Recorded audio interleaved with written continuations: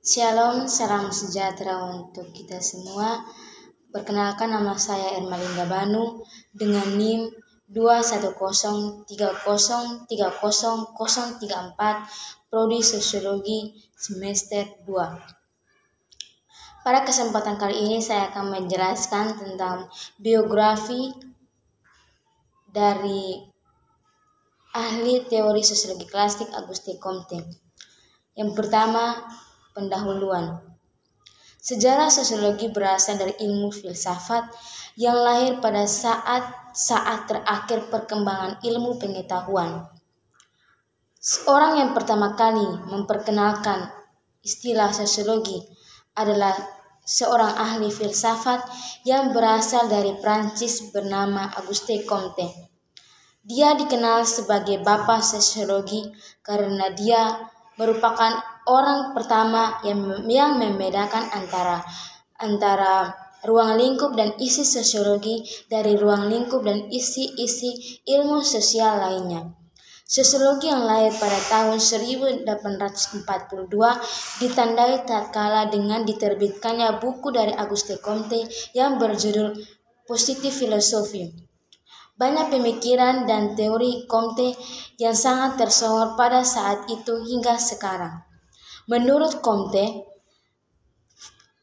Comte, sosiologi dibentuk berdasarkan pengamatan dan observasi terhadap masyarakat, bukan hanya sekedar spekulasi perihal masyarakat. Yang kedua, pembahasan profil. Yang pertama, profil dan biografi Auguste Comte. Auguste Comte dinobatkan sebagai Bapak Sosiologi. Berkat teori dan pengetahuannya, sosiologi bisa menjadi ilmu yang terlepas dari ilmu filsafat. Dilansir dari Ensiklopedia Britannia, beliau lahir pada tanggal 9 Januari 1978 di Montpellier, Prancis, dan beliau meninggal dunia pada tanggal 5 September 1857 di Paris.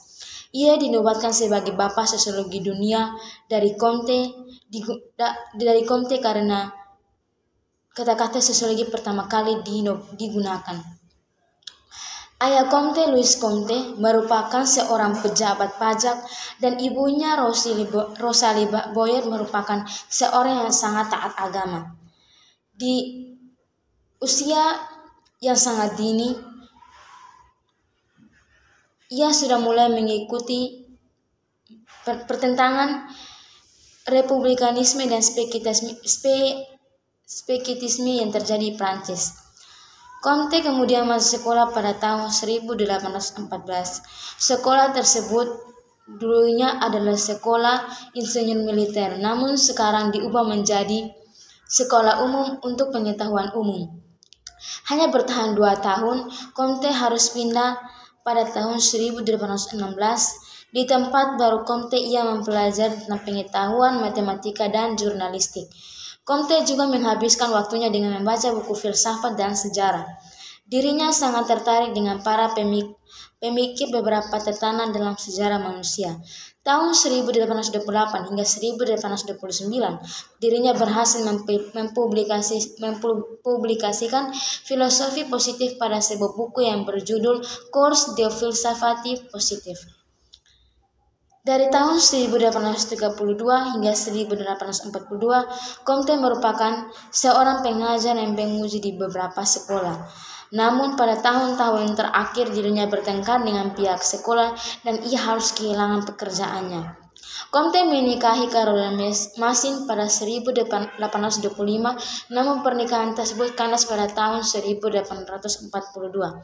Kehidupan Comte kemudian didukung penuh oleh murid-muridnya di Prancis. Comte menghabiskan waktunya dengan menyusun beberapa karya besarnya. Bahkan dirinya menyelesaikan formula sosiologi. Seluruh karyanya menekankan moralitas dan kemajuan moral sebagai pengetahuan dan upaya manusia sekaligus memberikan penjelasan tentang pemerintahan dan organisasi politik yang diperlukan. Comte meninggal dunia karena penyakit kanker yang dideritanya pada tahun 1857. Di lingkungannya Comte terkenal dengan seseorang yang sangat keras kepala dan egois. Namun hal itu disampingkan dengan semangatnya untuk kesejahteraan manusia melalui ide-ide pemikirannya.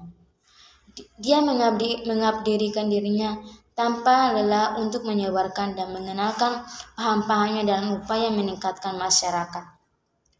Latar belakang Auguste Comte. Latar belakang teori Auguste Comte. Ada beberapa sumber penting yang menjadi latar belakang jalan pikiran Auguste Comte, yaitu A. Revolusi Prancis. Revolusi Prancis dengan segala pemikirannya yang berkembang pada masa itu, Comte tidaklah dapat dipahami. Latar belakang revolusi Prancis dan restorasi dinasti Bourbon di Prancis pada masa itu, timbulnya krisis sosial yang amat sangat hebat. Sebagai seorang ahli pikir, Comte berusaha untuk memahami krisis yang terjadi saat itu. Yang kedua, aliran reaksioner dari para ahli teoretik terutama yang bernama De Maistre dan De Bonald. Aliran reaksioner dalam pemikiran Katolik Roma adalah aliran yang menganggap bahwa abad pertengahan kekuasaan gereja sangat besar adalah periode organis yang suatu periode yang secara paling baik dapat memecahkan berbagai masalah-masalah sosial. Yang terakhir adalah sumber terakhir yang melatar belakangi pemikiran Comte adalah lahirnya aliran yang dikembangkan oleh para pemikir skolastik sosiologik terutama yang diperkasai oleh Saint-Simon. Comte telah membangun hubungan yang sangat amat erat dengan Saint-Simon dan juga para ahli pikir sosialis Prancis lainnya. Yang ketiga, teori-teori yang dikemukakan Auguste Comte. Auguste Comte membagi sosiologi menjadi dua bagian, yaitu sosial dinamik dan sosial statik. Yang pertama, sosial dinamik. Sosial dinamik adalah teori tentang perkembangan dan kemajuan masyarakat, karena sosial dinamik merupakan studi tentang sejarah yang akan menghilangkan filsafat yang spekulatif tentang sejarah itu sendiri. Yang kedua, sosial statik. Fungsi sosial statik dimaksudkan sebagai suatu studi tentang hukum-hukum dan aksi dan reaksi dan dari berbagai bagian dalam suatu sistem sosial. Dalam sosial statik terdapat 4 doktrin, yaitu doktrin individu, doktrin keluarga, masyarakat, dan negara. Mengarah pada struktur yang ada dalam masyarakat, diibaratkan sebagai sebuah bangunan dan segala sesuatu yang menyusun bangunan itu. Sekian dari saya, terima kasih.